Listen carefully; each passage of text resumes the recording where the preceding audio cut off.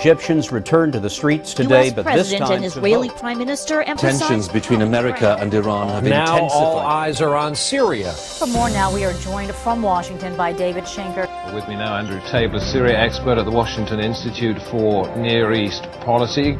Yesterday in the New York Times, Dennis Ross, who just left the president's national security. Matthew Levitt heads the Counterterrorism and Intelligence Program. Eric Traeger of the Washington Institute for Near East Policy is skeptical. I want to bring in David Pollack here. So, Michael, what do you think about this? حتى الآن ليس هناك فالحال في كوسوvo وقتها demokrasi Suriyeliler protestolarına devam ederse durum. The US is fearful of the whole of Middle East diplomacy falling apart because the Muslim Brotherhood will try to put this treaty to a new vote.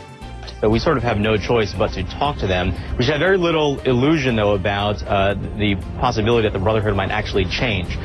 Jeff, I think that, we shouldn't expect, frankly, that Assad will keep to this peace plan because, he's never kept his word in the past. Whereas in Western capitals and in Ankara, people think that Assad's fall is imminent.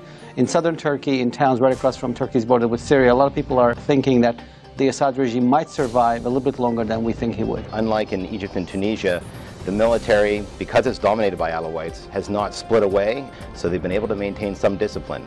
Assad is holding on for now, but holding on will not look like it did previously. The only thing that we don't know is whether the decision at the highest level of the Iranian government has been made for a mad dash to create a nuclear device. Look, you can either have your nuclear weapon or you can stay in power. You get to choose. And the Iranian leadership has to decide. I think the main purpose of this negotiation is confidence building because both parties really mistrust each other. And I think the expectation would be very low. And I've dealt with every Israeli prime minister over the last 30 years, and the one thing that's very clear is that they always want to preserve their decision space, they always want to preserve their freedom of action. I think if there was a greater understanding what that red line was and what the consequences of an American response would be, I think the United States could reshape that debate in Israel, even though it's at a late phase. They have the range, they have the weapon systems, they have the ordnance that they could drop on these facilities. The only thing that's completely certain is that Iran does respond. There's no way Iran doesn't respond.